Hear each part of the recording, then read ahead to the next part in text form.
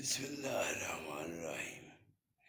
پیارے دوستو، نبی پاک صلی اللہ علیہ وآلہ وسلم نے ارشاد فرمایا کہ صحابہ کو برا مت کہو۔ اگر کوئی انسان احد کے پہاڑ کے برابر بھی صدقہ کر دے تو وہ بھی اس مقام پہ نہیں پہنچ سکتا جو کہ صحابہ کا مقام ہے۔